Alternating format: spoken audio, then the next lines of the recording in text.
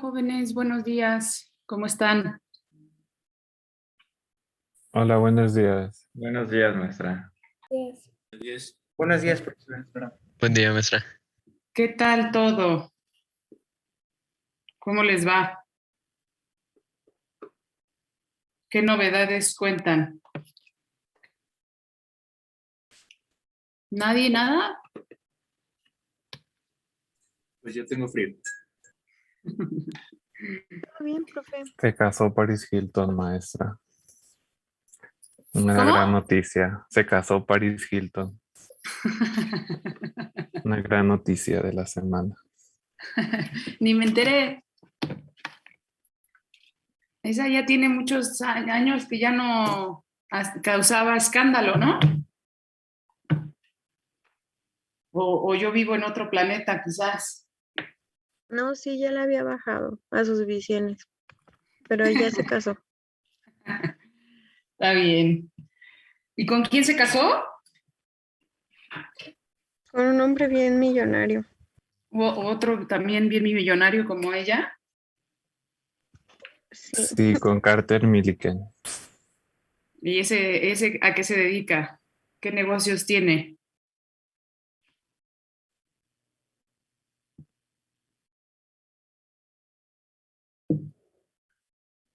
Pues Pues es como Paris, es un escritor y pues es empresario. Toda su familia es igual de abolengo.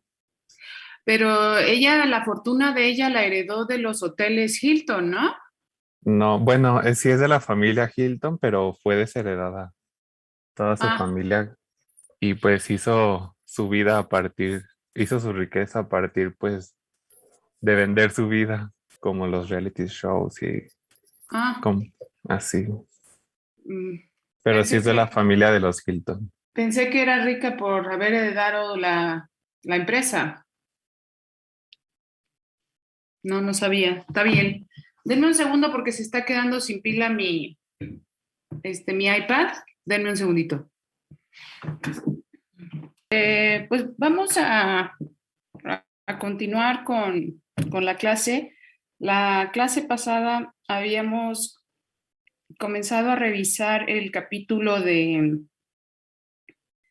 la organización de la producción, el capítulo número 10 de Parking. Y,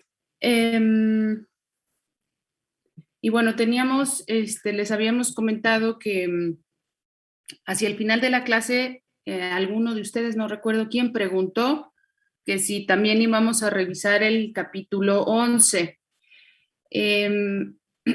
Evidentemente no nos va a dar tiempo de revisarlo todo. Yo lo que comenté al final de la clase, ya varios de ustedes ya se habían salido, cuando me lo preguntaron, fue que algunas pocas cosas del capítulo 11 sí es importante que las conozcan y que las lean en el capítulo y pues sí, que las conozcan, ¿no? Esas pocas cosas del capítulo 11 se llama algo así como costos de la producción, una cosa así. El chiste es que para nosotros como economistas, el principal, o sea, la primera cosa que ya lo hemos visto en otras clases es que el objetivo de cualquier empresa, sí, el objetivo de cualquier empresa que tenga, el objetivo de cualquier empresa es hacer una ganancia, ¿no? Lograr ciertas utilidades, a menos que estemos hablando de un cierto tipo particular de empresa que no es ese su objetivo, bueno, pues ese es otro asunto. Pero por lo general, en un sistema capitalista, eh, la idea de constituir una empresa es tener una cierta ganancia, una cierta utilidad, y ese es el objetivo al final, ¿no? Maximizar los beneficios. No es suficiente con tener una cierta utilidad, sino los empresarios siempre están buscando cómo obtener mayor número de utilidades y si estamos pensando, que eso es principalmente lo que hemos estado haciendo en esta clase, en un mercado de tipo competitivo, las empresas no tienen poder de mercado, o sea, no tienen poder para fijar el precio y por lo tanto el precio está dado por el mercado, ¿no? Ellas son las empresas en una situación de competencia perfecta, son tomadoras de precios, así decimos, es uno de los términos con el que nos referimos a eso, ¿no? Son tomadoras de precio, toman el precio del mercado y ellas producen.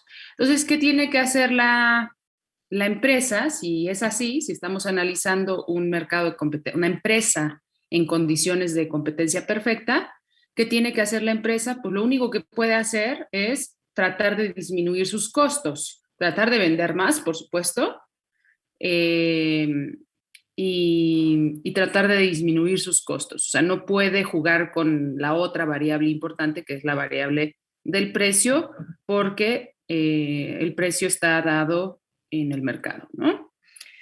Bueno, entonces, ¿por qué estoy diciendo esto? Porque el capítulo 11 trata sobre los temas de los costos. Este capítulo 10, que empezamos a revisar la clase pasada y que estaremos revisando hoy, habla mucho de, pues el mismo título del capítulo lo dice, de la organización de la producción. O sea, ¿qué tiene que hacer la empresa para constituirse, para organizarse, ¿no?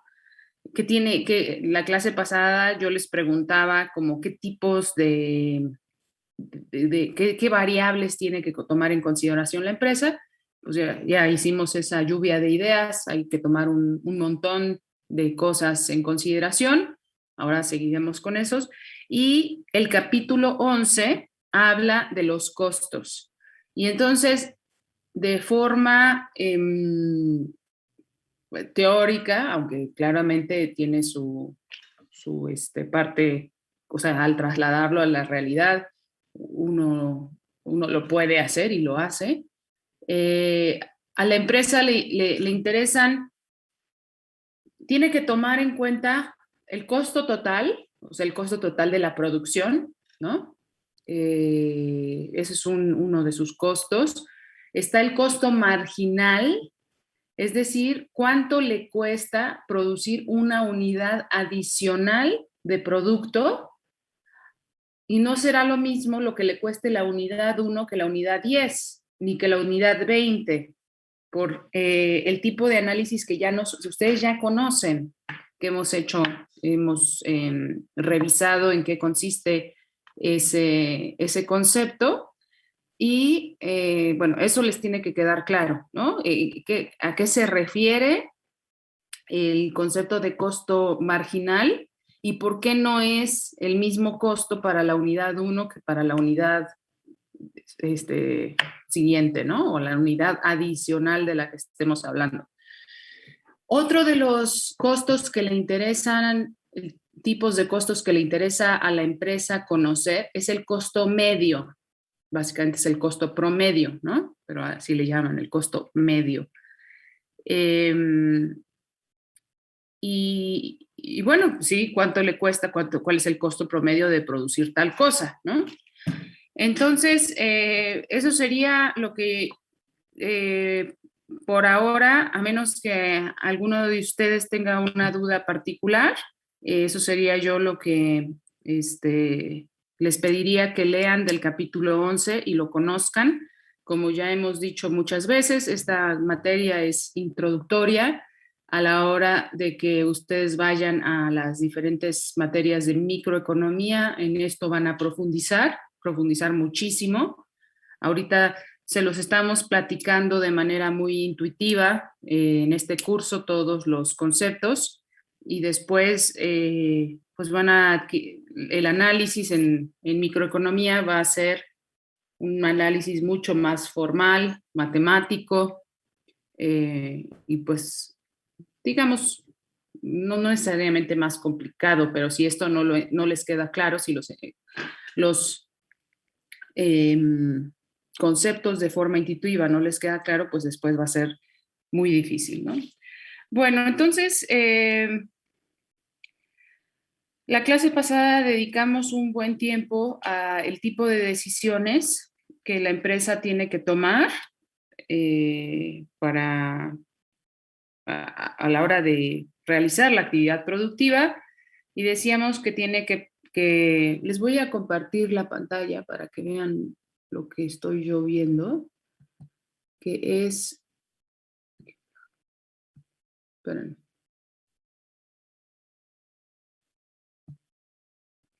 Ahí está.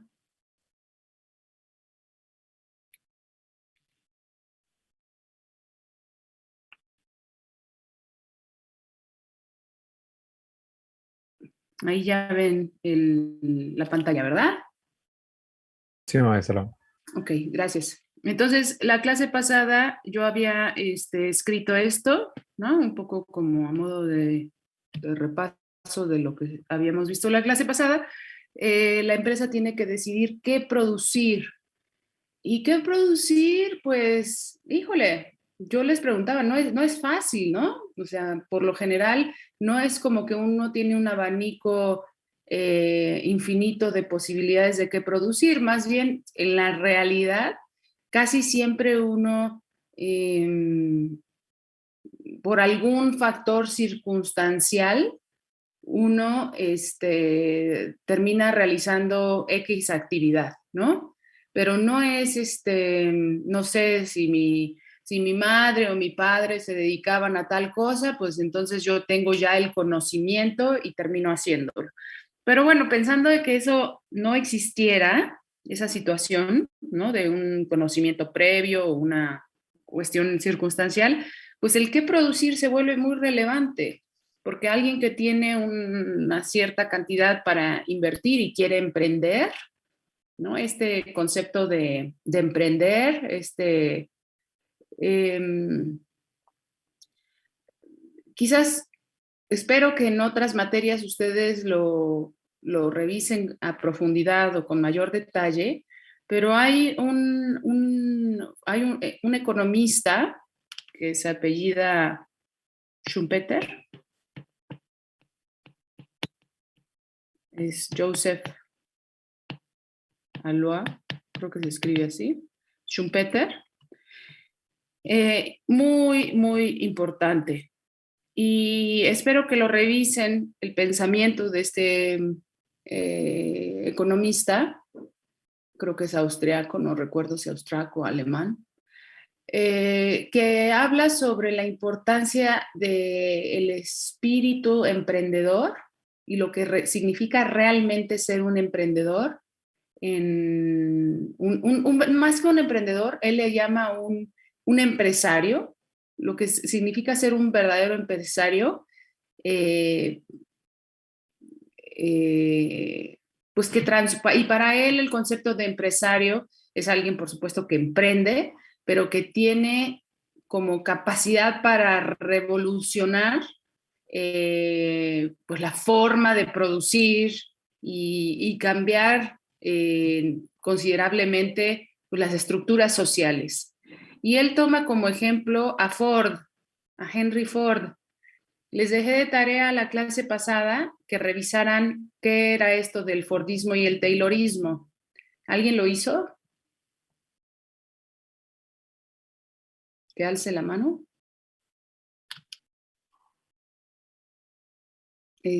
Martín, Víctor Augusto, Betsy, Uriel, Jorge. ¿Quién quiere, José, Grecia, quién quiere comentar en qué consiste esto del Fordismo y el Taylorismo?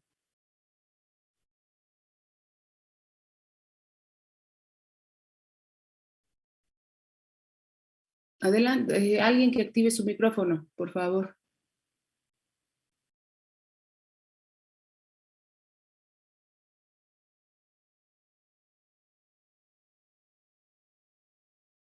¿Quién, quién quiere activar su micrófono y participar? Yo. A ver, adelante. Bueno, en el caso de Ford, él desde su visión de empresario lo que buscaba es mejorar la calidad de vida de los trabajadores. Se dio cuenta que al mejorar las prestaciones, que vaya, en el momento en el que él lo ideó, que lo visualizó, pues no se conocían como tal, no eran como tal prestaciones, sino simplemente condiciones laborales. Entonces, la forma en la que visualizaba que se comportaba y mejoraba la calidad de producción y la cantidad también, fue mejorando pues las condiciones como tal laborales. Dentro de una de las acciones que realizó Ford fue que aumentó el salario a comparación de otros empresarios y dentro de las condiciones de vivienda también se incrementó la calidad porque se creó un campus, bueno, no sé si se llamaría campus, pero vaya, es algo similar a un campus donde los trabajadores podían vivir junto con sus familias y no necesitaban transportarse o trasladarse largos trayectos, sino que, digamos, dentro de la misma empresa o de la misma compañía se podía vivir, se podía desarrollar porque también había escuelas y no solamente los trabajadores tenían el acceso a esas prestaciones, sino sus familias en conjunto.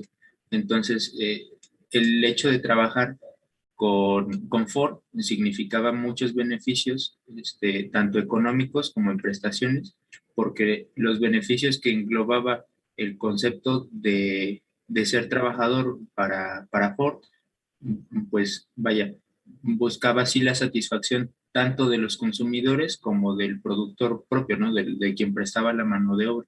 Ujú. Entonces, pues digo, de Ford nada más es eso, a lo mejor ahorita comentan del otro.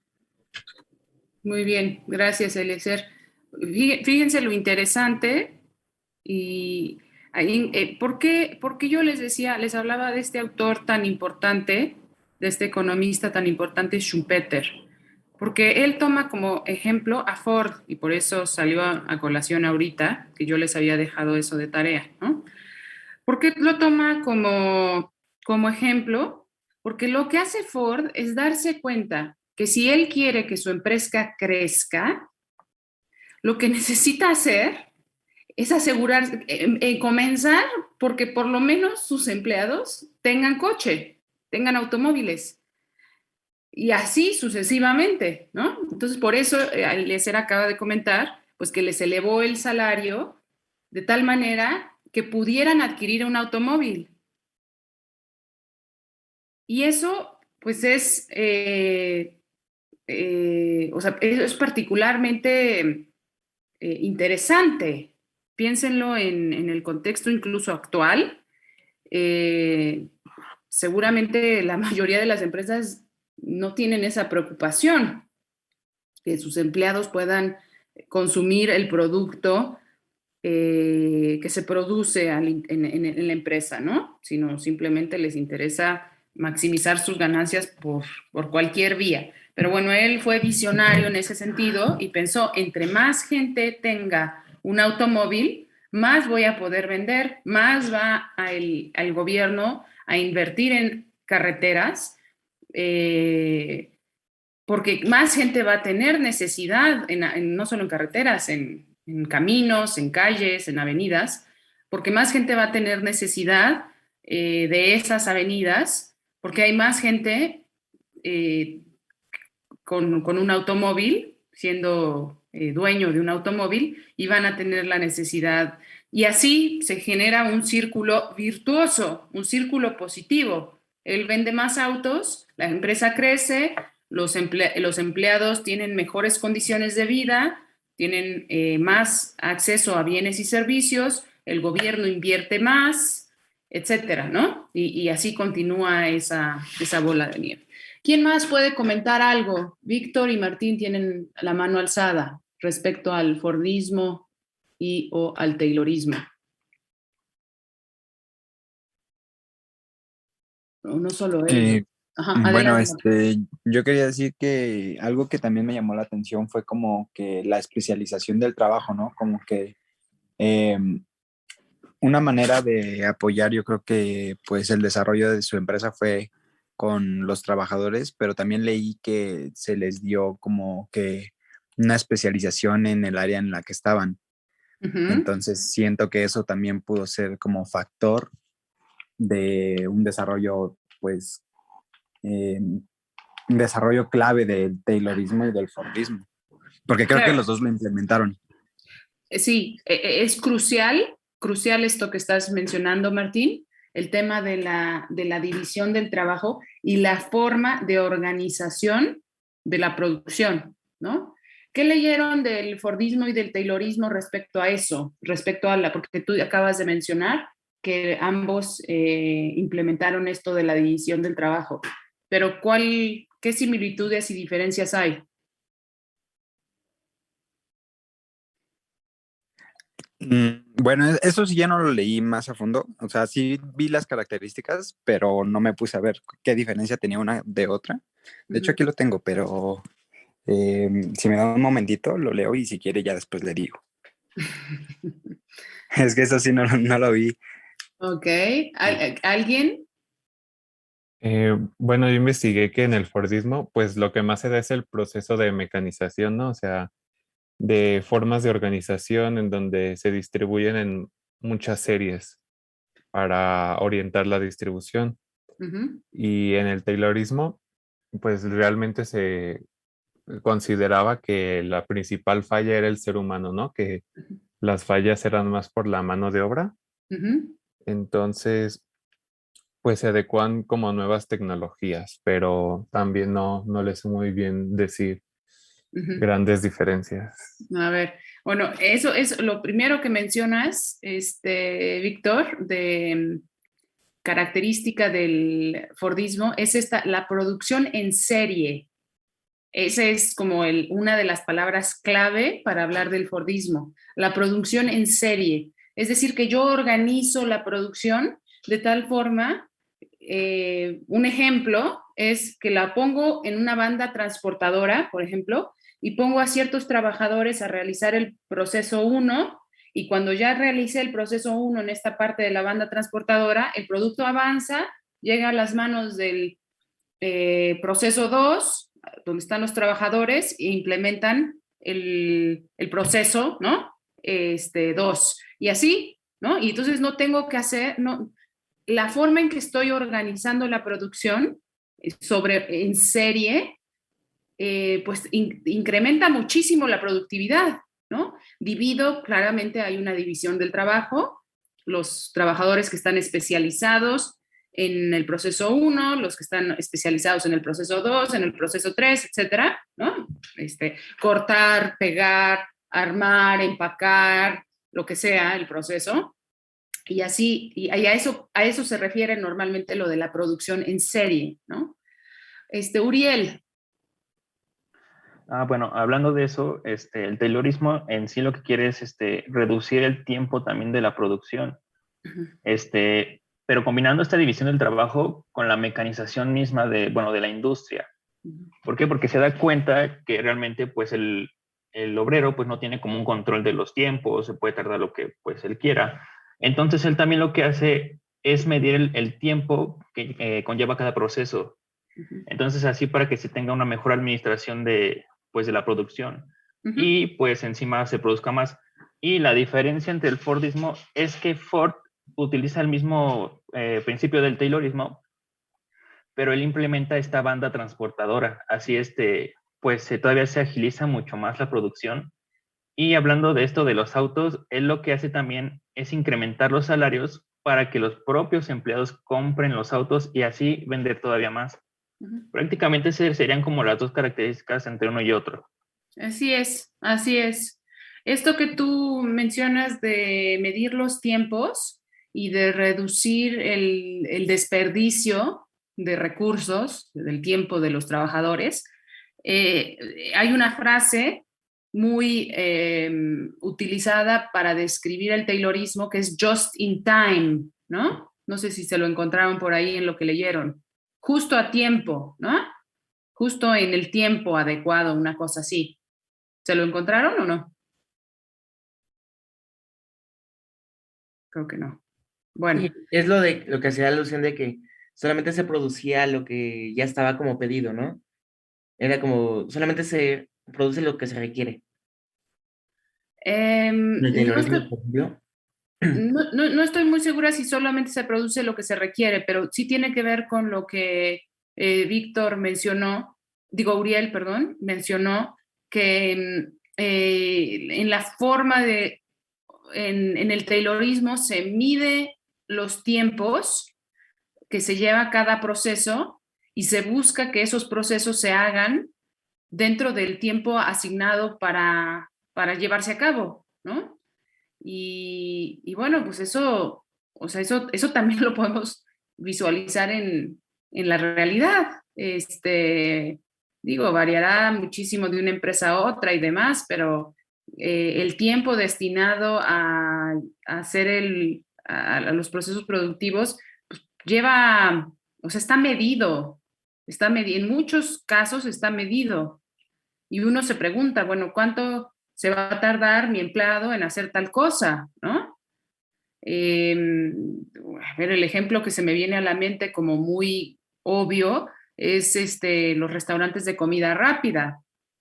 Un Burger King o un McDonald's necesitan sacar las hamburguesas en los tiempos, ¿no? En los tiempos pues, que están adecuados a eso, ¿no? Y todo eso está medido.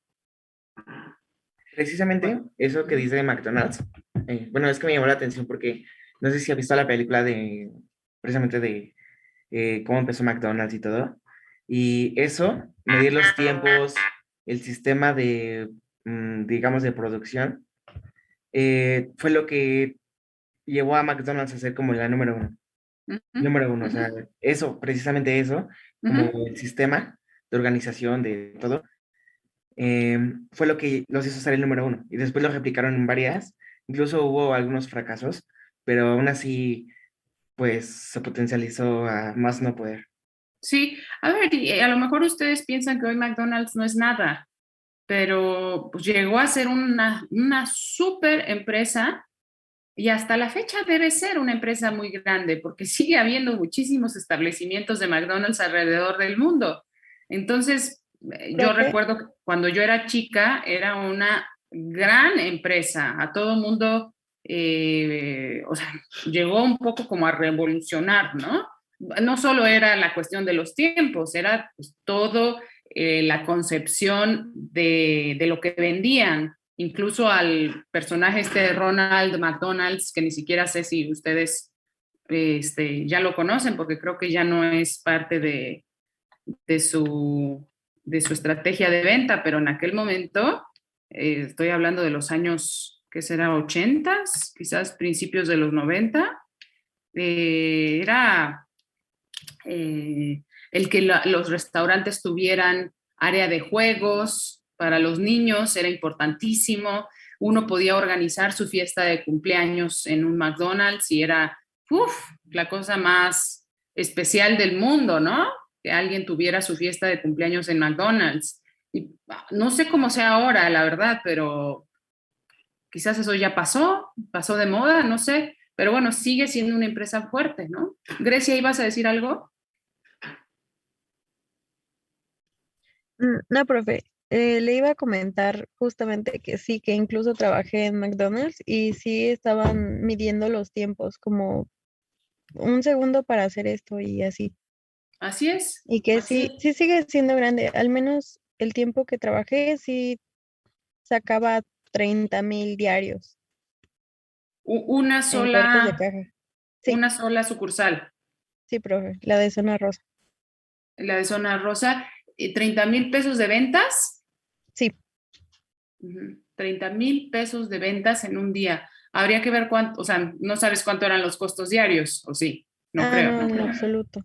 No. Yo sí, yo también trabajé ahí y tienen una ganancia aproximadamente del 70%, 80% de lo que ellos invierten. O sea, por ejemplo, en la leche, o sea, la bolsa de leche a ellos les vale como 30 centavos y tiene 1 litro de leche y eso equivale fácilmente como a unos 30 helados y los helados te los venden a 10 pesos porque le ponen aire y, o sea, más el valor de la producción, sí se saca como mucha ganancia. Porque aparte los sueldos son bien precarios y así. Sí. Bueno, pues es parte de lo que el empresario busca hacer, ¿no? Disminuir los costos. Es que es interesante, qué bueno que varios de ustedes han trabajado en McDonald's. Uno, porque están jóvenes y es el momento para trabajar en ese tipo de cosas. No quieren tener 40 años y estar trabajando en McDonald's. Siendo jóvenes se pueden dar bueno, no sé si el lujo, pero por lo menos si pueden, quienes no hayan tenido esa experiencia, debieran buscar un trabajo de esos ahora que están jóvenes y seguramente aprenderán mucho y será muy formativo en su, no en su carrera profesional, como personas. Es formativo siempre trabajar. Y en una empresa de esas, pues se pueden dar cuenta de muchas cosas, ¿no? Esas empresas que les dan la oportunidad a los jóvenes, pues sí, que pagarán poco, pero si están en condiciones de trabajar un poco por el gusto, no, por aprender, no por necesidad, porque pues, por necesidad seguramente no les servirá demasiado trabajar en McDonald's o en ese tipo de empresas, pero si pudieran trabajar en por tener la experiencia, yo sí los animaría mucho a trabajar en ese tipo de empresas a esta edad, ¿no? Pero bueno, traten de tener eso en mente, el ejemplo de ya sea de McDonald's o de alguna otra empresa, porque varios de los temas que vamos a estar aquí tocando en este capítulo, que espero que ya lo hayan leído completo, pues les haga reflexionar sobre los temas ya pensando en casos concretos, ¿no? Eliezer, ¿algo que decir? Sí, nada más, bueno, siguiendo con el tema de McDonald's, no me acuerdo en dónde, si había leído o vi en algún documental, que el actual negocio de McDonald's no era la venta como tal de hamburguesas, sino era el real estate, porque lo que ahorita tenía como enfoque McDonald's era acumular la mayor cantidad de propiedades y de las empresas que se dedican a acumular terrenos. McDonald's era una de las principales, y luego Coca-Cola, y luego ya grandes empresas de producción. Pero el negocio actual de McDonald's, en valor monetario es mayor el de la propiedad que el de la propia producción. Y bueno, nada más era eso, como chisme. Ok. Interesante, habría que tener como más información, porque siendo franquicias, porque son franquicias, ¿no? Ustedes deben saber mejor que yo, pero hasta donde yo sé son franquicias, entonces no sé cómo opera la parte del valor del bien inmueble, ¿no? Esto del real estate, no sé cómo opera, eh, qué valor juega en términos del gran conglomerado. Funcionando como franquicias, puede ser que me equivoque porque desconozco, pero si yo soy ¿cómo le llaman? Franquiciatario, creo que sí le llaman así, ¿no? El que compra la franquicia, pues yo pongo toda la inversión y le tengo que pagar a McDonald's para poder utilizar su nombre y su modelo de negocio, ¿no? Pero supongo que la propiedad es mía o yo la rento o no sé qué sea. No sé si todas las empresas, todas las sucursales de franquicias de McDonald's, eh,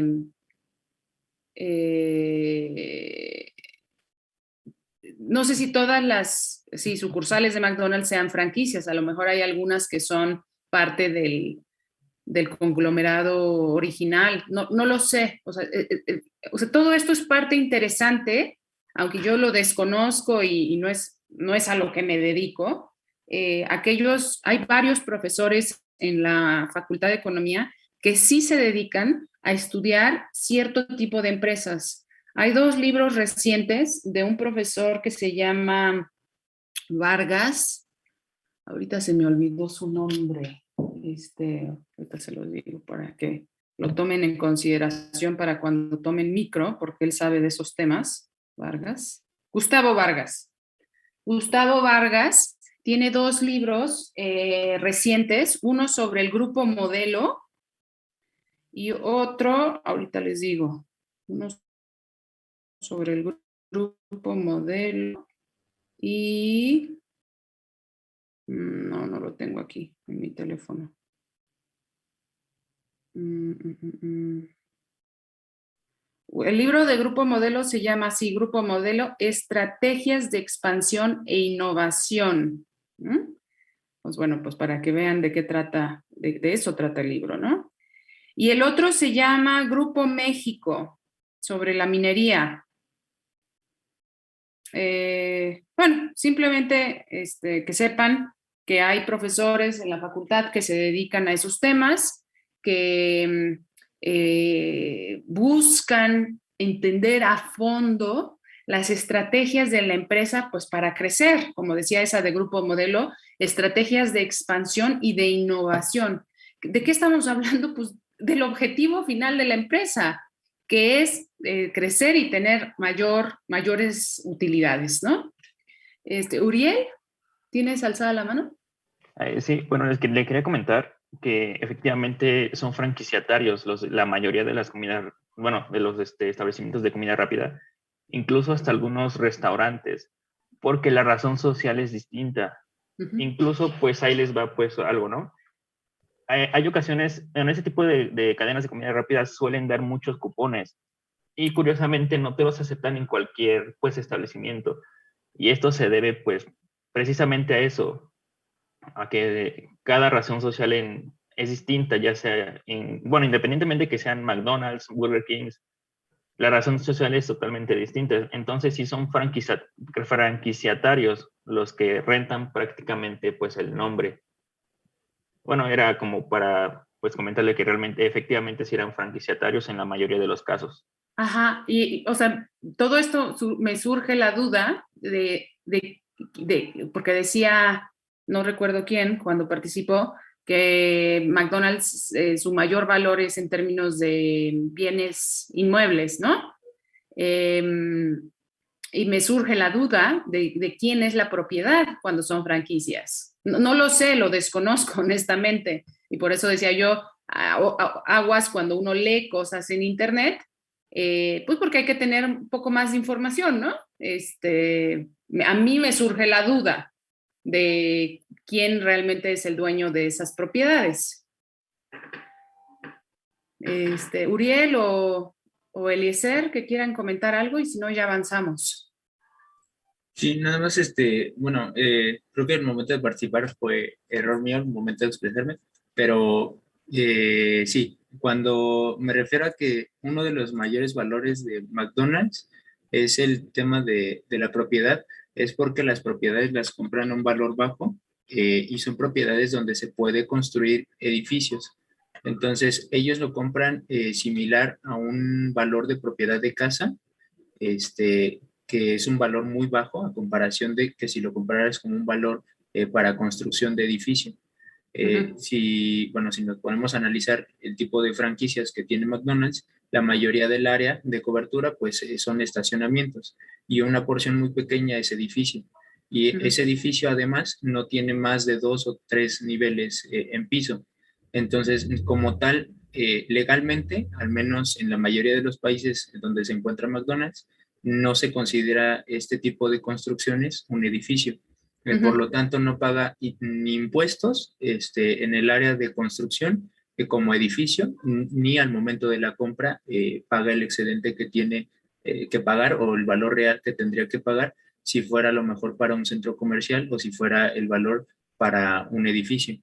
Y otro de los motivos, bueno, en conjunto con el tema de las empresas, actualmente, porque mencionaba también a Coca-Cola, es que se están buscando la mayor posibilidad comercial en cuanto al valor de terrenos, no solamente por el propio valor de suelo, sino que alrededor tenga valores agregados. Y en el caso específico de empresas como Coca-Cola, lo que buscan también es que se encuentren al lado de yacimientos de agua.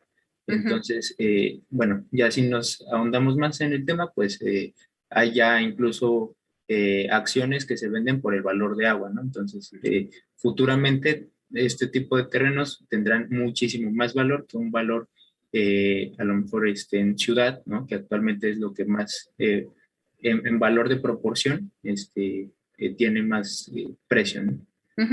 Ok, gracias, Eliezer. Bueno, pues todos esos elementos hacen como más, o sea, si se dan cuenta, hacen como mucho más complejo el analizar el comportamiento de las empresas.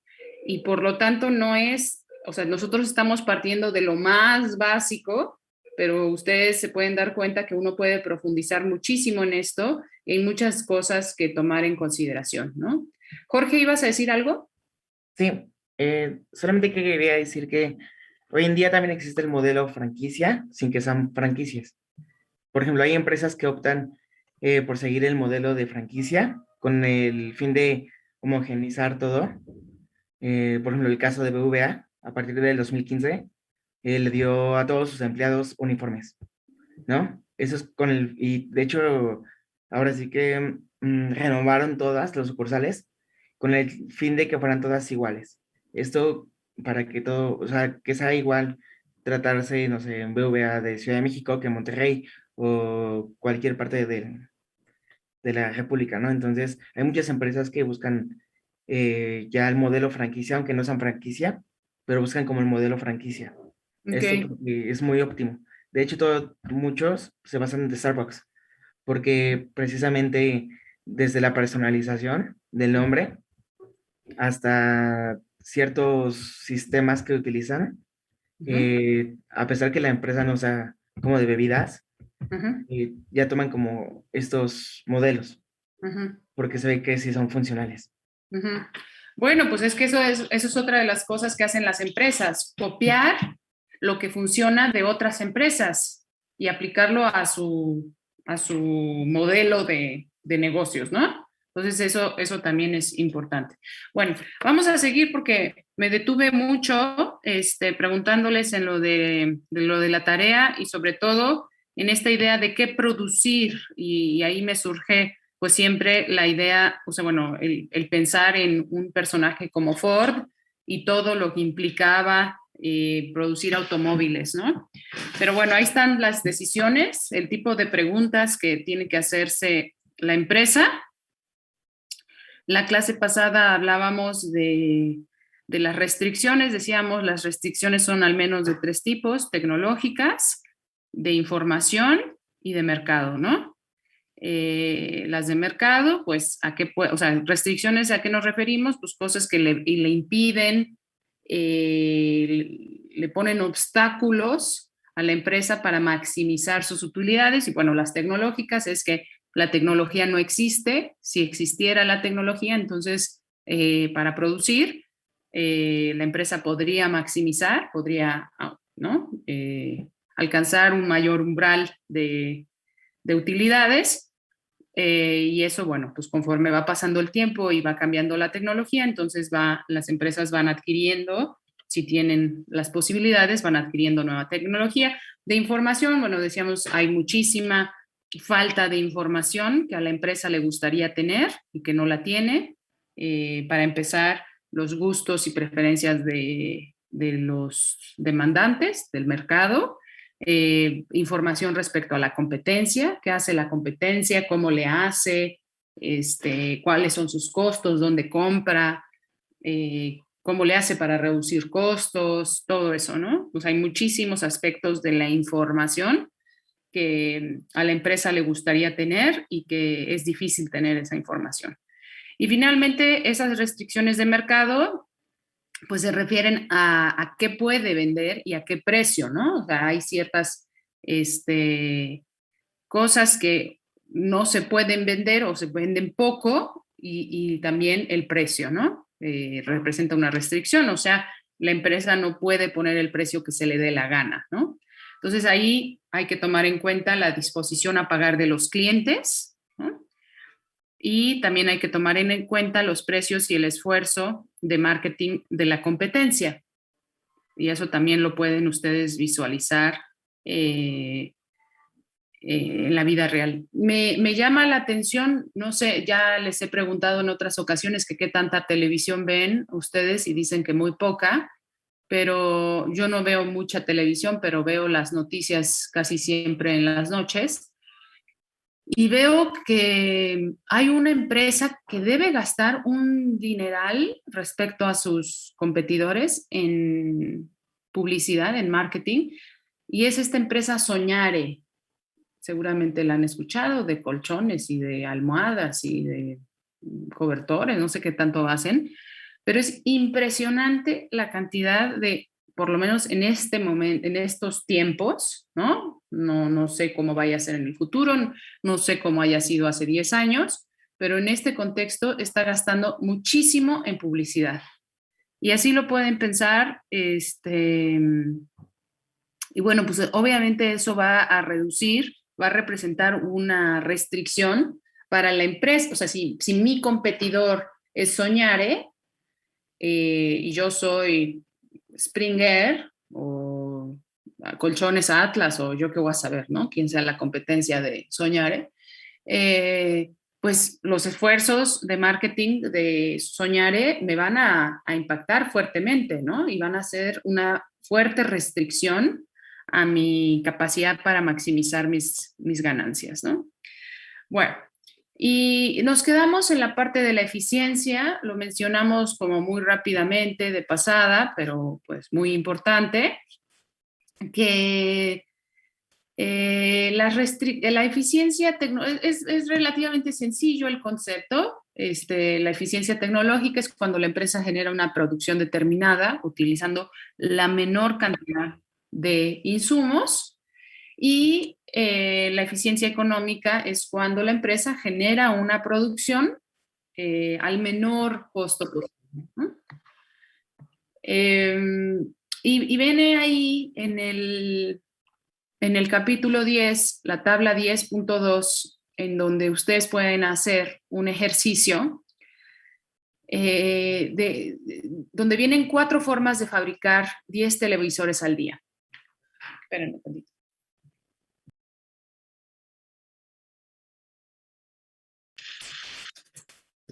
Tienen 4 formas diferentes de fabricar 10 televisores al día y pues esas 4 formas son las opciones A, B, C y D.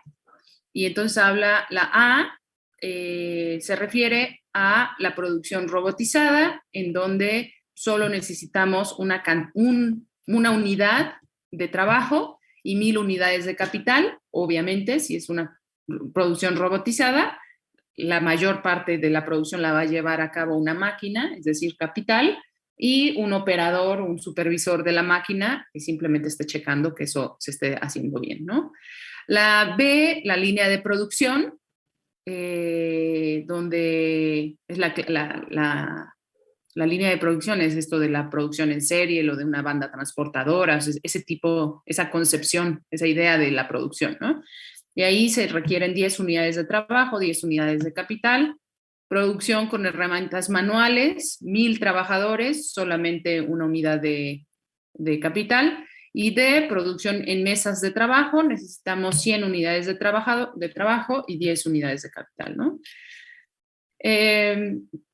Cuando producimos al costo más bajo, el método D, que es tecnológicamente ineficiente, el D de dedo, ¿no? Es tecnológicamente ineficiente, también lo es desde el punto de vista económico, ¿no? Se usa la misma cantidad de capital que en el B, ¿se fijan?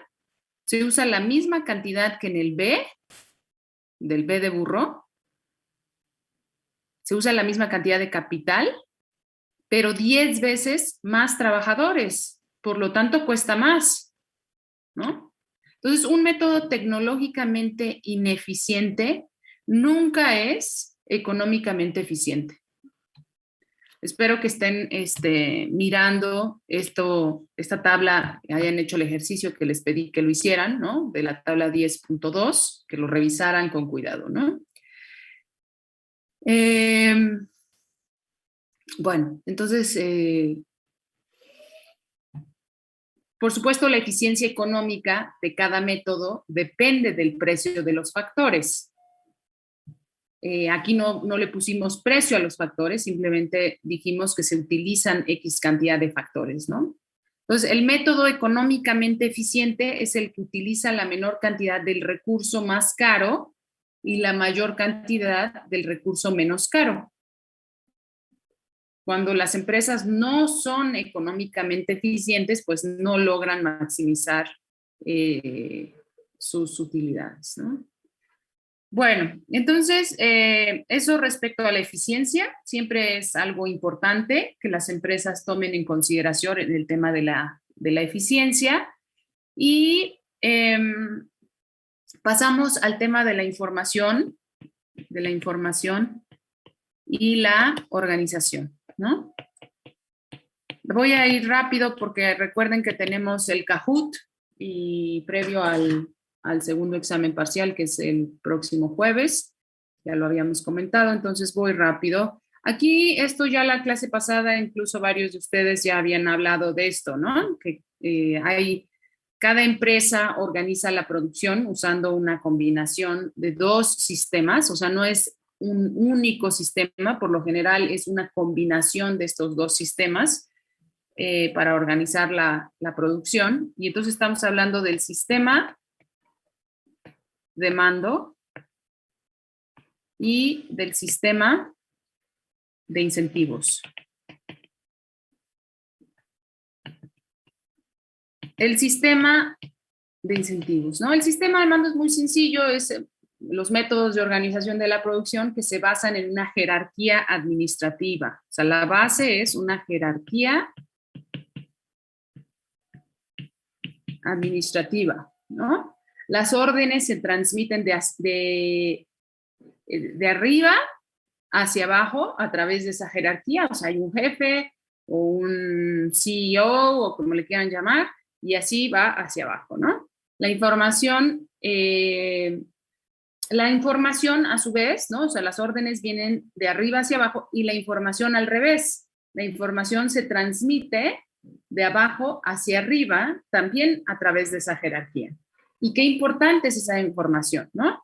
La gente que está, digamos, en términos coloquiales, a pie de calle o en el proceso productivo, pues es quien se da cuenta de cómo toda la parte del proceso productivo y y esa información se transmite para que los de arriba tomen decisiones y a su vez emitan órdenes de arriba hacia abajo. El ejemplo más puro del sistema de mando claramente son los militares. En las empresas, pues difícil, no es un ejemplo puro de sistema de mando, pero sí podemos observar que en las empresas la jerarquía normalmente sigue una cierta estructura, ¿no? No se los pongo aquí por escrito para no detenerme en eso, pero pues casi siempre tenemos un director general, o sea, varía dependiendo de la empresa y la estructura de la empresa y qué tan compleja sea la empresa, pero podemos ubicar que están algunos de estos niveles, un director general, por ejemplo, un CEO, que es el que se encarga de la toma de las grandes decisiones, después le siguen los altos ejecutivos. Después hay varias capas de puestos administrativos de nivel intermedio. Después hay gerentes. Piensen en esta jerarquía, piensen pues, en todos los conocidos que ustedes tengan cercanos que les puedan platicar, o si no, vayan y pregunten, sus familiares, ustedes mismos, si ya trabajan o no, etcétera, que piensen en cómo es la jerarquía en la empresa en la que trabajan, si es que trabajan en una empresa más o menos compleja, ¿no? Que tenga una estructura de estas, porque si uno trabaja como trabajador por cuenta propia, pues esto no hace ningún sentido, o si es una empresa de una sola persona, pues tampoco hace mucho sentido, pero si lo piensan en términos de, bueno, nuevamente, no tiene que ser el gran conglomerado McDonald's o una empresa muy grande, pero puede ser cualquier empresa medianamente, ni siquiera tiene que ser mediana, ¿no? Puede ser pequeña, pero que tenga esta estructura, pueden pensar en estas jerarquías, ¿no? En estos niveles de mando. Entonces decía, hay varias capas de puestos administrativos de nivel medio, hay gerentes. ¿Quiénes son los gerentes? Los que supervisan las operaciones diarias de la empresa. Por ejemplo, si yo voy al supermercado, a la Comercial Mexicana, al Superama, normalmente hay un gerente, ¿no? El gerente en turno que está supervisando las operaciones diarias. Bueno, en una fábrica que produce cocinas integrales, igual tiene un gerente y para arriba hay varios otros, como dijimos, niveles nivel de puestos, pero bueno, casi siempre hay un gerente, ¿no? Que es el que supervisa esas operaciones diarias. Y hasta abajo están las personas que operan las máquinas, que hacen el producto, que venden los bienes y servicios producidos, ¿no? Entonces, los gerentes tratan de mantenerse bien informados, pero bueno, casi siempre tienen información incompleta acerca de lo que sucede en las divisiones de las cuales son responsables. Y es por eso que las empresas también utilizan el sistema de incentivos. ¿Qué es esto del sistema de incentivos? Bueno, son métodos de organización de la producción similares al mercado, a la forma en que opera el mercado. Es decir, no se basan en órdenes, sino se basan en esquemas de compensación, ¿no? Eso es importantísimo. Esquemas de compensación. Esto puede suceder en todos los niveles, o sea, los esquemas de compensación no solo son de gerente supervisando a los operadores, o sea, a los empleados de hasta abajo de la jerarquía, de la pirámide, sino opera en todos los niveles. Si yo me desempeño de mejor manera, entonces me van a retribuir, me van a compensar, me van a premiar con algo, ¿no? Entonces, los esquemas de compensación están destinados a motivar a los trabajadores para que se desempeñen en las formas en que se maximizan las utilidades. Como decía hace un momento, funcionan en todos los niveles de una empresa y bueno, hay muchos ejemplos de compensaciones. Está la participación en las utilidades, están las compensaciones por mayor producción, están las comisiones como porcentaje de ventas. Se me ocurre el caso para los que trabajaron en McDonald's o han trabajado en este tipo de empresas. Cuando uno es el empleado del mes, ¿le dan dinero o simplemente es el reconocimiento?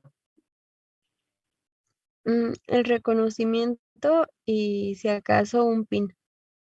Ah, bueno, en mi sucursal te daban, bueno, pues te ponían como una foto, te daban comida libre como por una semana, o sea, pero de lo mismo dentro del restaurante y te daban una colección de muñequitos. Ok. Ah, sí es cierto. Te dejan tu menú libre una semana. Ok.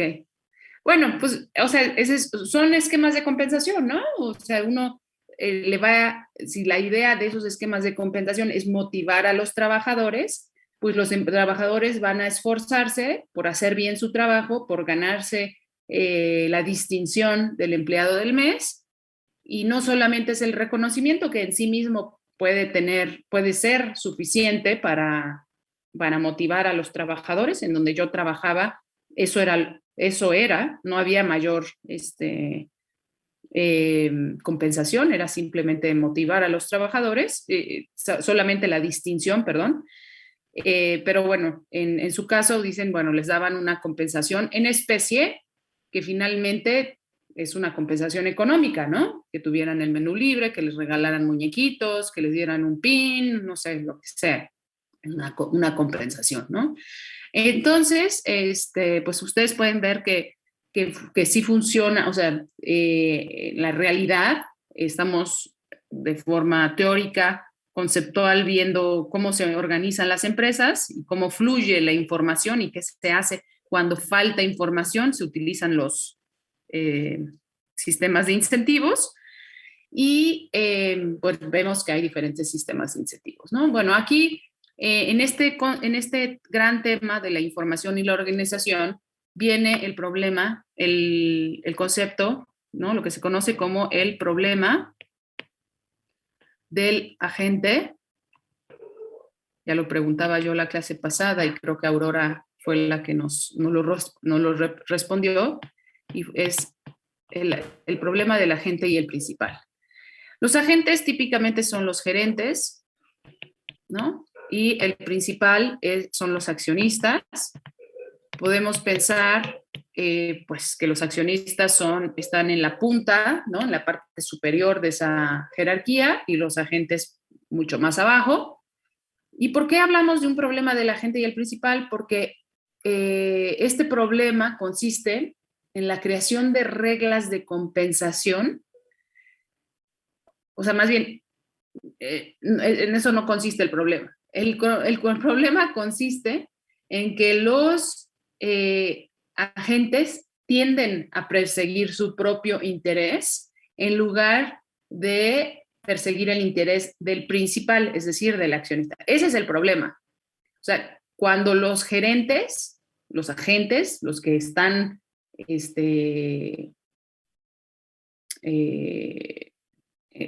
directamente en el proceso productivo, en las ventas, persiguen sus propios intereses. Y un ejemplo muy interesante que ponen en el libro de cómo se pueden perseguir los propios intereses es cuando un gerente de un banco invita a un cliente a un partido de fútbol con el pretexto de conseguir su lealtad.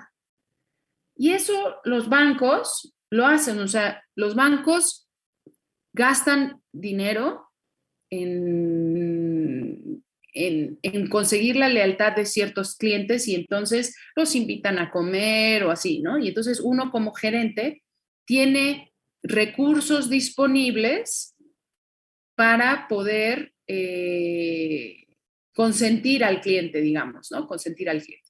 Pero el ejemplo que dan en el libro, que es muy interesante, dice, bueno, el gerente del banco invita a un cliente a un partido de fútbol con el pretexto de conseguir su lealtad, cuando en realidad lo único que quiere es disfrutar de un poco de tiempo libre en sus horas de trabajo. Esa es la verdad, y quiere además ver ese partido de fútbol que a lo mejor los boletos están carísimos. Pues ese es un claro ejemplo de cómo el agente, es decir, los gerentes, pues está persiguiendo su propio interés, porque ni siquiera va a buscar conseguir la lealtad del cliente, o a lo mejor ya tiene la lealtad del cliente.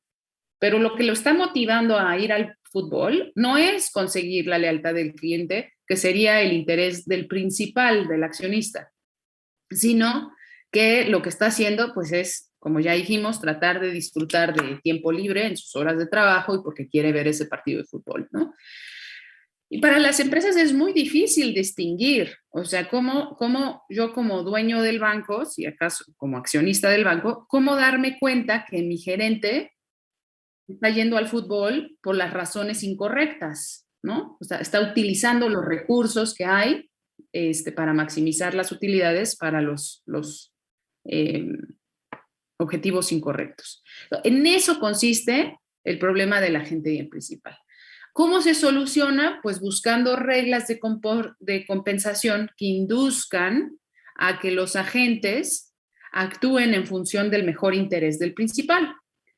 Y bueno, a toda esa parte la lectura le llama la solución al problema del agente y del principal. Entonces es crear incentivos, ¿no?, que motiven a cada agente, como ya dijimos, a trabajar en función de los intereses del principal. Hay por lo menos 3 maneras, que es las que aborda la lectura. Es el pago, más que el pago, el hacer propietarios a los gerentes o a los trabajadores, o sea, convertirlos en accionistas, motivando su desempeño laboral, aumenta los beneficios de la empresa y entonces los convierto en accionistas. Y bueno, esos esquemas de propiedad parcial para los altos ejecutivos son bastante comunes. Por ejemplo, se me viene a la mente las consultorías. Ay, pasó algo con mi pantalla. Las grandes consultorías como PricewaterhouseCoopers, por ejemplo, una de ellas, de esas consultorías grandes.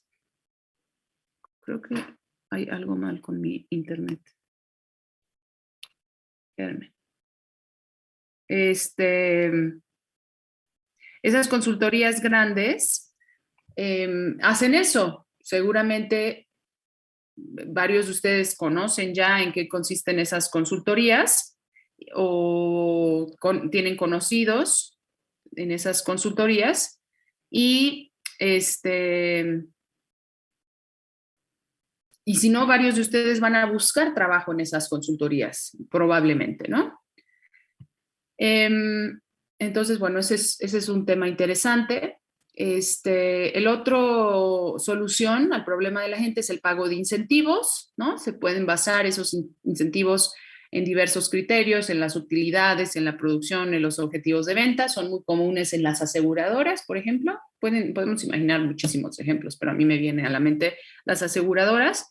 Pues entre más pólizas venden, pues les pagan tienen ciertos objetivos de venta, ¿no? Si tú alcanzas cierto umbral, cierto objetivo de venta, entonces te compensan con un incentivo, ya sea en dinero o con un coche. El otro día les platicaba de esta amiga mía que trabaja para Mary Kay y le dieron un carro.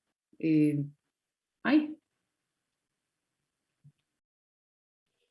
algo pasó con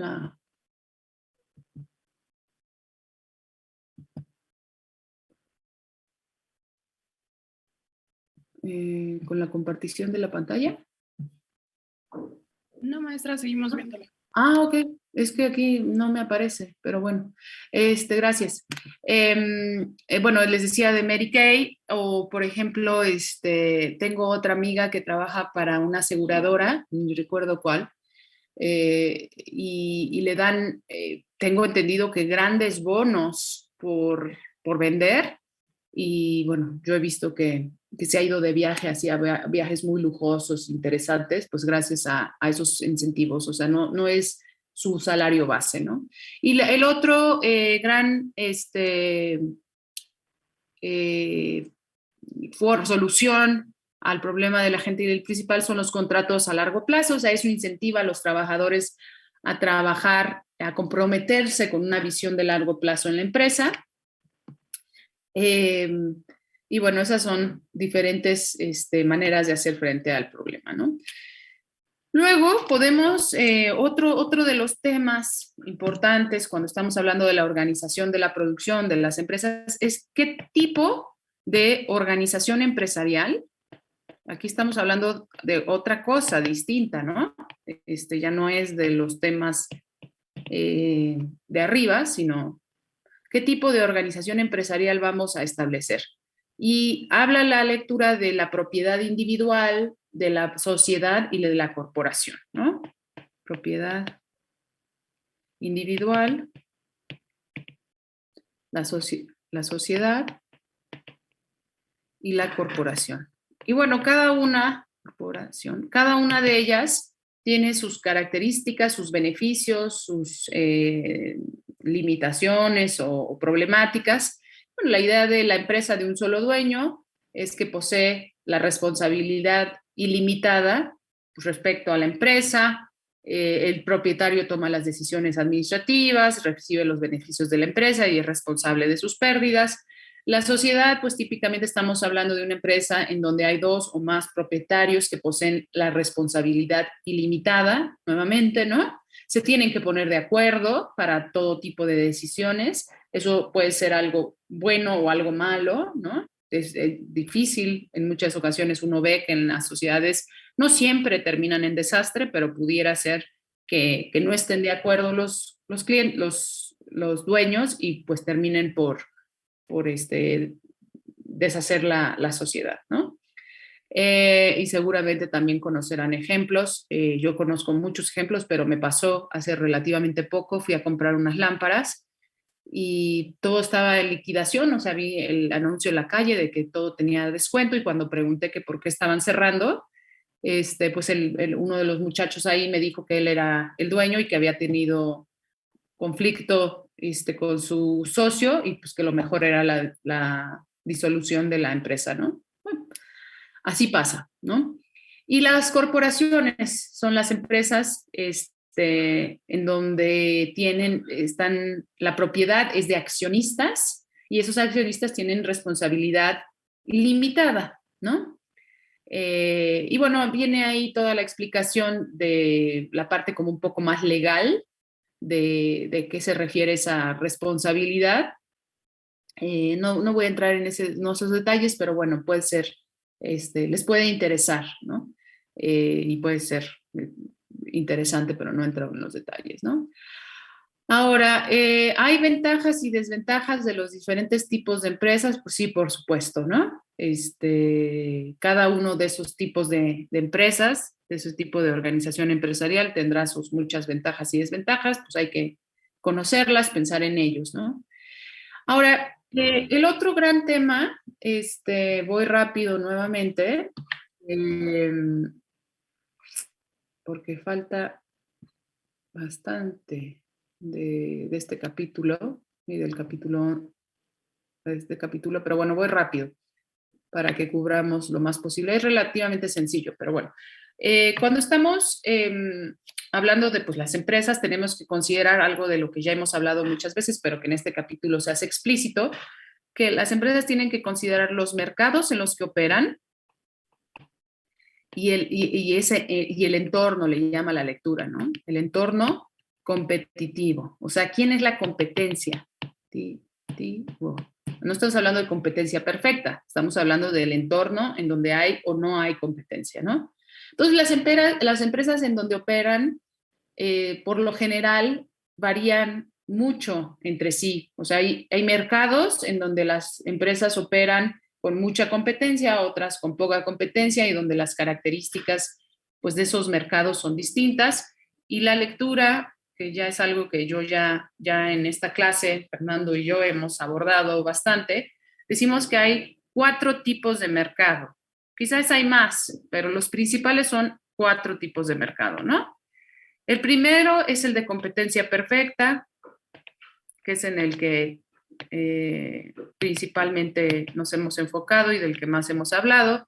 Después está el de competencia monopolística, que no es lo mismo que el monopolio. Después tenemos el oligopolio y finalmente el monopolio. ¿Cuáles son las características principales de estos? Bueno, muchas empresas en la competencia perfecta venden productos idénticos, o sea, no hay diferenciación de producto, venden productos idénticos. Muchos compradores, no existe ninguna restricción a la entrada de nuevas empresas a la industria. Todos están bien informados sobre precios de los productos de todas las empresas.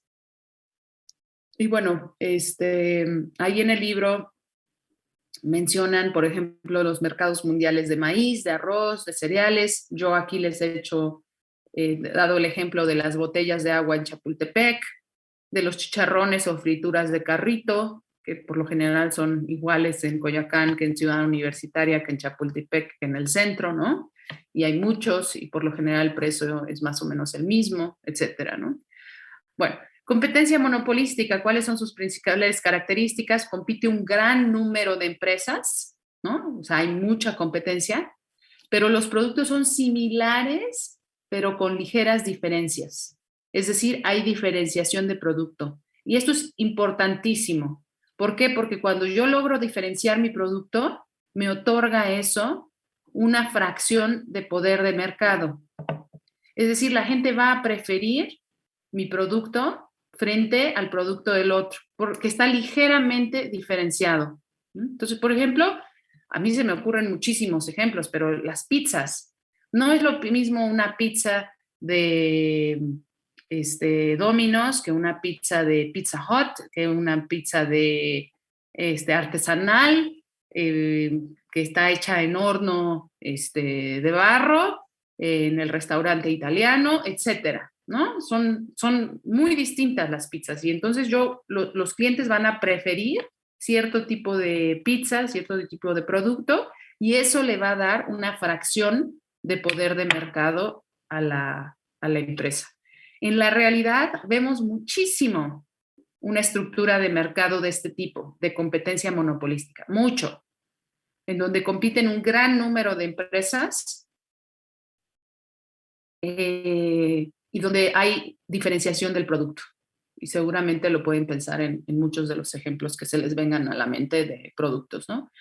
Ahora, ¿qué es el oligopolio? Bueno, es una estructura de mercado en donde compite un pequeño número de empresas, poquitos, ¿no?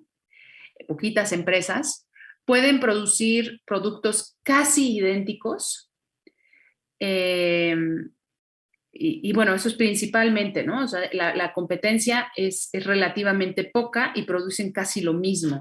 ¿Y por qué existe esta estructura de mercado? ¿Por qué existe así? Porque hay muchas barreras, restricciones a la entrada de nuevas empresas a la industria. O sea, por lo general, esta estructura funciona o existe cuando es muy caro producir. Necesita uno una gran inversión. O sea, no es como poner una fonda o poner un carrito de chicharrones eh, o algo incluso más complicado que eso, ¿no?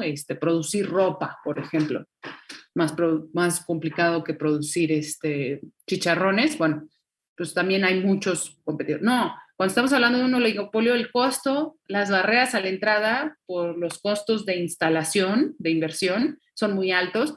Por ejemplo, las empresas que fabrican aviones. ¿Cuántas empresas que fabrican aviones hay en el mundo? Como 2 o 3, ¿no? Boeing. ¿Y qué otra? ¿Cómo se llama la otra? Ahorita se me fue. ¿No saben ustedes? La otra se llama Airbus.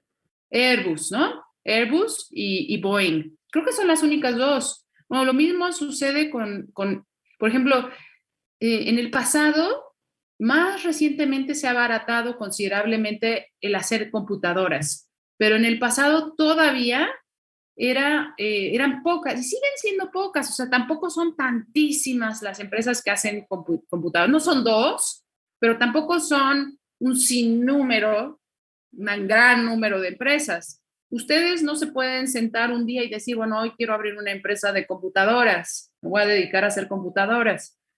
Pues es difícil, ¿no? Pues bueno, hay algunos ejemplos. Y finalmente, la última estructura de mercado es el monopolio. Una empresa es una sola empresa que produce un bien o servicio sin sustitutos cercanos. La empresa está protegida de la competencia por una barrera que impide la entrada a nuevas empresas. Y los ejemplos clásicos pues, son aquellas que están protegidas por el Estado, ya sea por alguna barrera natural, es decir, alguien que opera en un cierto lugar y por las condiciones de ese cierto lugar no puede tener competencia, o aquellas que están protegidas por el Estado, ¿no? Las empresas proveedoras de telefonía, de gas, de electricidad, en nuestro país han estado más o menos protegidas, ha habido monopolios y después se han eliminado esos monopolios. Pero bueno, se pueden imaginar, ¿no? Pemex fue un monopolio durante mucho tiempo, Telmex fue un monopolio durante mucho tiempo, y así diferentes empresas, ¿no? Bueno, ahora, el texto habla sobre las medidas de concentración. En esto realmente me voy a ir muy rápido, sobre todo, o sea, lo que buscamos con las medidas de concentración, esto no lo vamos a abordar detalladamente en este curso, esto se ve con mucho detalle en la materia de economía industrial, que creo que es quinto o sexto semestre, no recuerdo. Y pues básicamente lo que hacen estas medidas es ver qué tan concentrado está el mercado, en pocas o en muchas empresas, o sea, del 100% de lo que se vende, ¿quién se lleva la rebanada del pastel más grande o está repartido de forma igualitaria el pastel entre todas las empresas? Un ejemplo que yo conozco es el ejemplo de los tinacos Rotoplas. No recuerdo exactamente la cifra, pero Rotoplas pues tiene un gran porcentaje del mercado, ¿no? De los tinacos. Y bueno, la última parte de la lectura, el gran título es producir o subcontratar. Y es otra de las cosas que ya habíamos visto de las decisiones que tiene que tomar la empresa. ¿Qué tanto producir ella misma y qué tanto subcontratar? Si la empresa se dedica, no sé, a hacer cocinas integrales, ella va a hacer las puertas de madera o de aglomerado, de lo que sean las puertas, o las va a comprar ya hechas y simplemente ese va a ser un insumo para sus cocinas integrales. O las va a hacer, ¿y de qué depende de eso? Bueno, pues depende al final de lo que sea mejor en términos del costo. Al final esa es la clave, ¿no? ¿De qué depende de que una empresa fabrique el artículo o la parte del artículo o se le encarga a otra empresa? Pues del costo. Lo que le cueste menos a la empresa, eso es lo que va a hacer, subcontratar o producir por sí misma, ¿no? Y bueno, las empresas pueden ser más eficientes para producir X bienes y servicios porque pueden lograr diferentes tipos de, por ejemplo, costos de transacción más bajos, economías de escala, economías de alcance, que fue lo que les dejé de tarea la clase pasada, o economías de producción en equipo. Tampoco voy a profundizar en eso porque además ya son 12:30 y ya se nos acabó el tiempo. Pero ¿tienen alguna duda respecto a esto que leyeron y esto que comentamos hoy? Si tienen dudas, pues este es el momento. No, Bueno, profe, por el momento no. Ok, entonces lo que vamos a hacer es quienes se puedan quedar, pues participan en el Kahoot y quienes no, pues no pasa nada. Ya saben que son puntos extras, entonces no perdemos nada. Tengan por favor a la mano su dispositivo, o sea, el celular o como vayan a jugar. Recuerden que yo les voy a poner el Kahoot en la pantalla. Se los voy a compartir de una vez. Acá está. Play, Book Stitch. Y ustedes van a anotar en el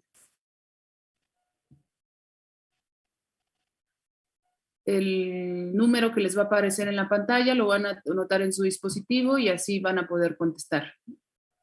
Ya lo hemos hecho en otras ocasiones, entonces no debería tener ningún problema, ¿no? No sé por qué no quiero.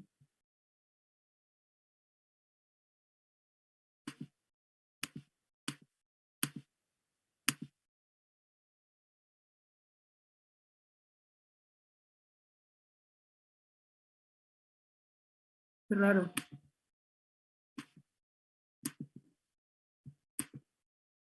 Como que está pasmada la página. Ah, está cargando.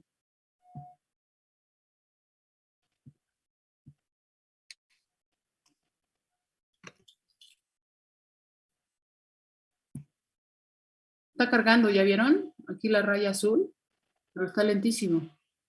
No sé por qué.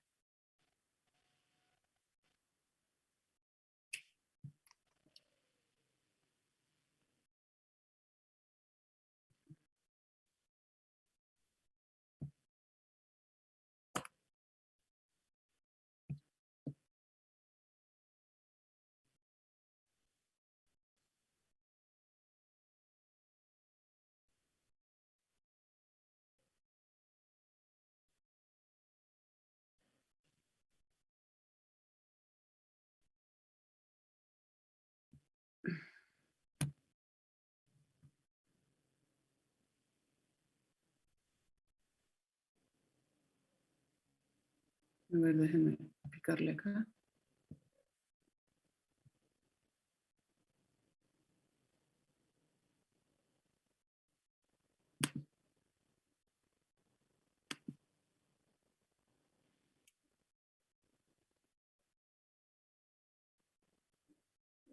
Pues no quiere, no sé qué pasa.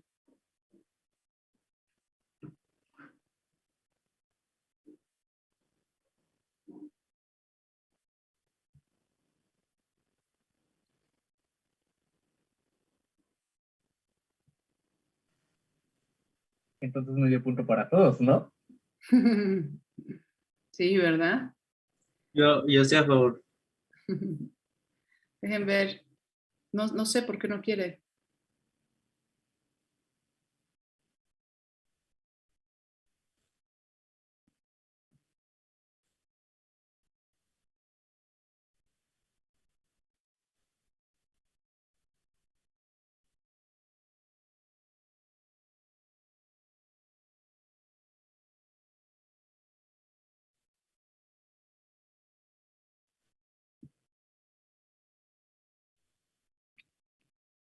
Voy a cambiar de red a ver si con eso, pero creo que es problema de la página de Kahoot.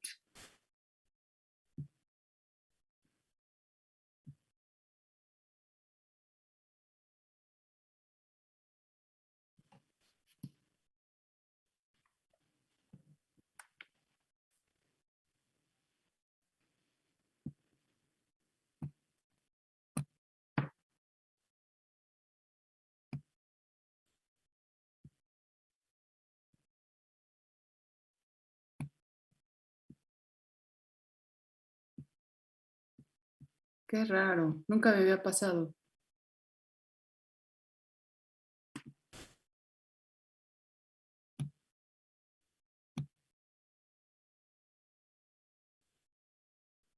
Me lo voy a abrir en otro navegador. Maestra, Sí. de hecho, me parece que hay un modo de Kahoot en el cual usted nada más nos manda como un link y cada quien lo hace a su propio tiempo y se van registrando los códigos, o bueno, las puntuaciones. Ujú. Sí, Pero sí, sé que lo hay, pero espérame un segundo, porque es otra dinámica hacerlo así. Entonces, Aparte que también se considera de esta forma el tiempo, ¿no, profesora? exacto. Ahorita se considera el tiempo y pues ya saben que eso es más divertido. A ver, ya lo estoy abriendo en otro explorador. A ver si funciona.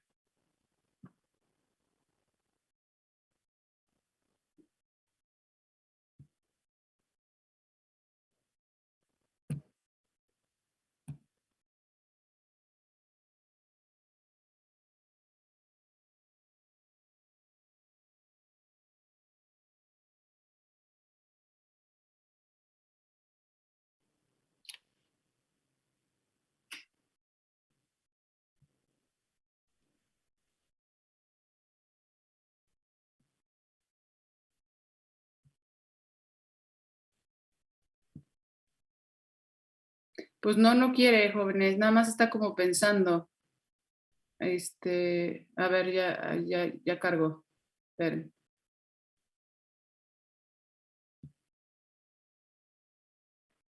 A ver, creo que ahora sí. Ahí está. Déjenme les comparto la pantalla. Ahí está el número, ahí lo ven, ¿no? Sí, ya se ve. Ok.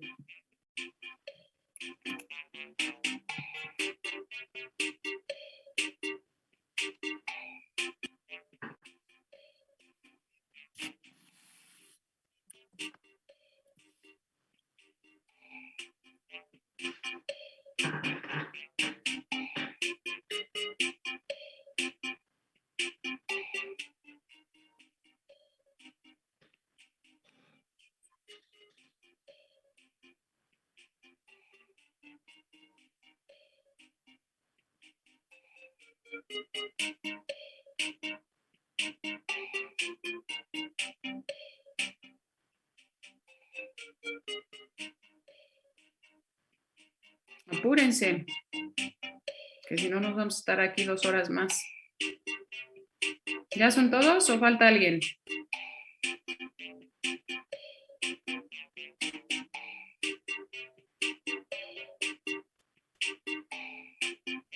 Falto yo, maestra, es que mi internet está un poco lento.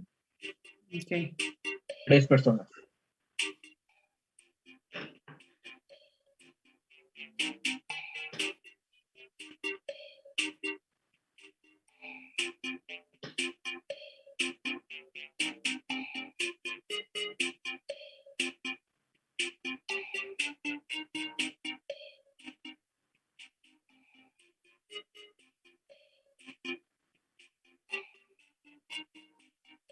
A ver, jóvenes, ¿ya?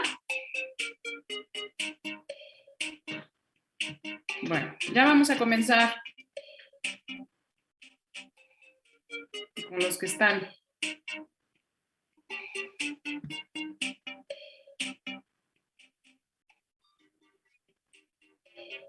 ver, ahí vamos, ¿eh?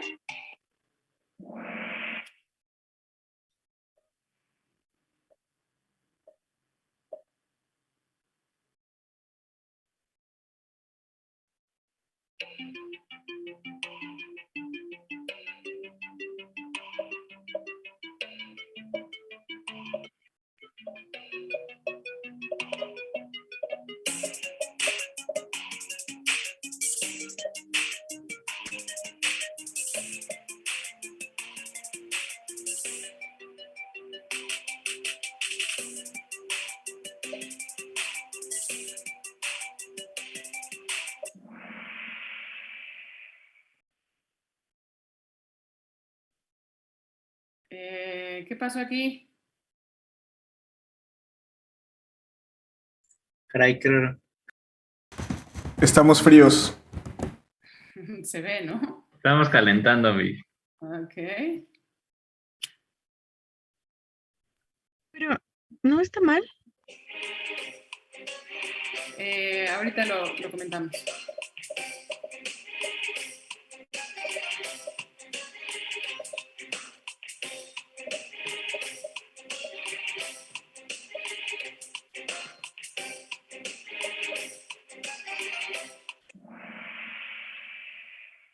Oigan, ¿cómo se equivocaron en esa? Solo hay una que literalmente dice cepal.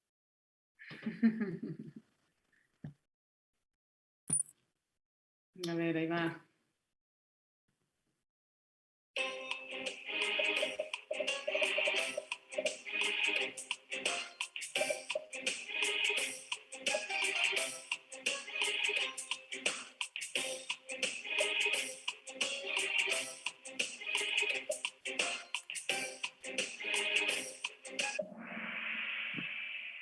Colombia. Me va Víctor hasta arriba y poquito atrás va Ribe. Y luego Edmundo, José y Josué.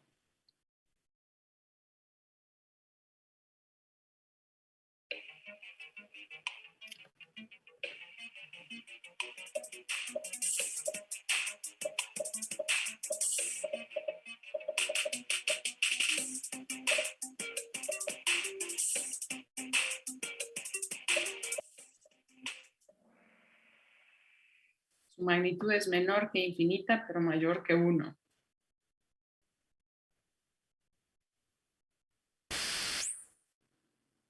Víctor, después Eliezer, Ribe, Edmundo y José.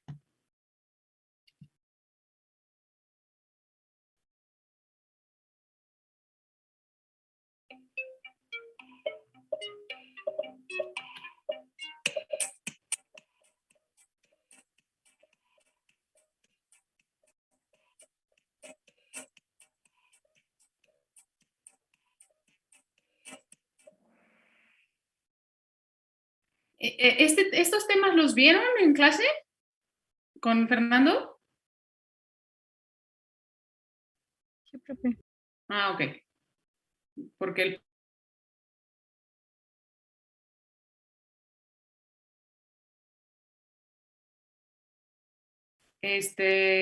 bueno, ahí ven el score.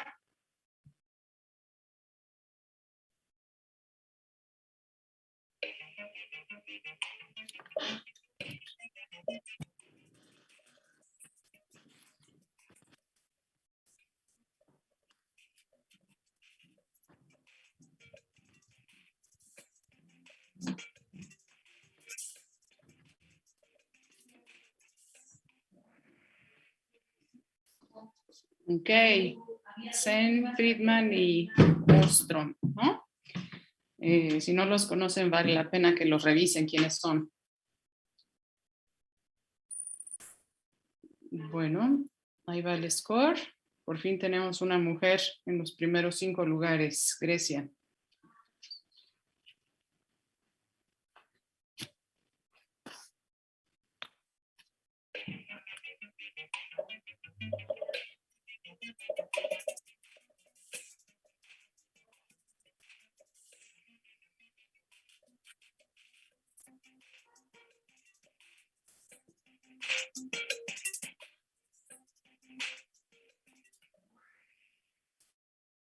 Juan Marshall. Bueno, la mayoría lo tuvieron bien, eso es bueno, pero los que no, pues vayan informándose de qué son eso y las otras. Ay, perdón, se me fue.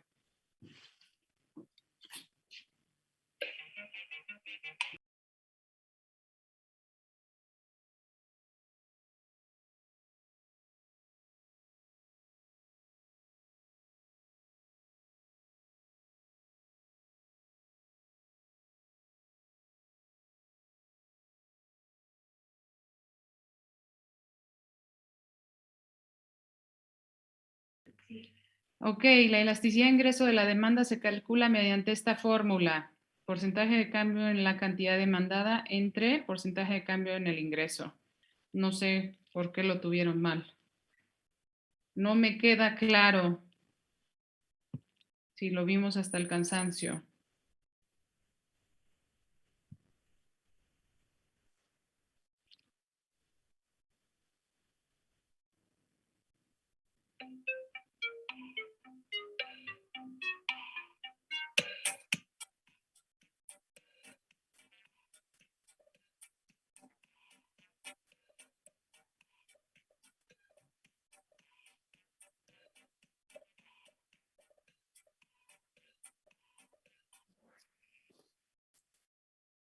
Bueno, esta también está desastrosa. Muy sencilla la respuesta. Si alguien pagó 3,700 y tiene un excedente de 2,500, quiere decir que estaba dispuesto a pagar esos 3,700 que pagó más los 2,500, o sea, 6,200, ¿no?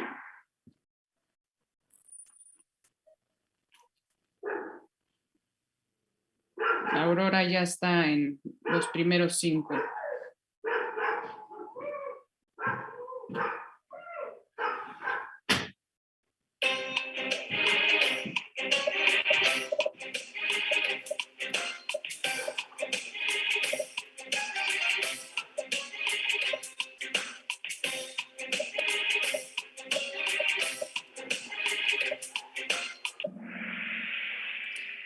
Efecto que de un cambio de precio provoca sobre la cantidad consumida de un bien se denomina, pues, efecto precio. Bastante sencilla.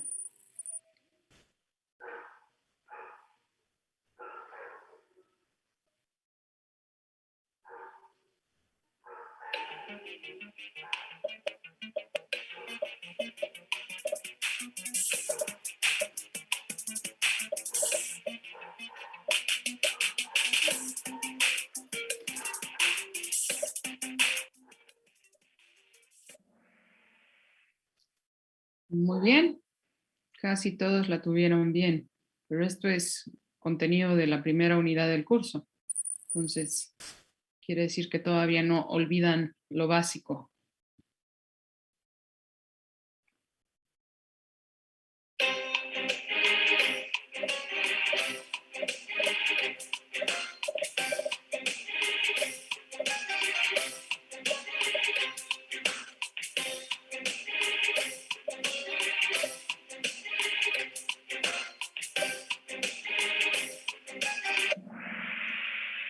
Guerra de los 100 años. Algo de historia, ¿no? A ver, tercer lugar, Aurora. Segundo lugar, José. Y primer lugar, River. Muy bien. ¿Quién es River? Santiago Riverol, maestra. Santiago Riverol. Déjenme lo anoto. Y ¿les interesa que hagamos un segundo Kahoot? A mí sí.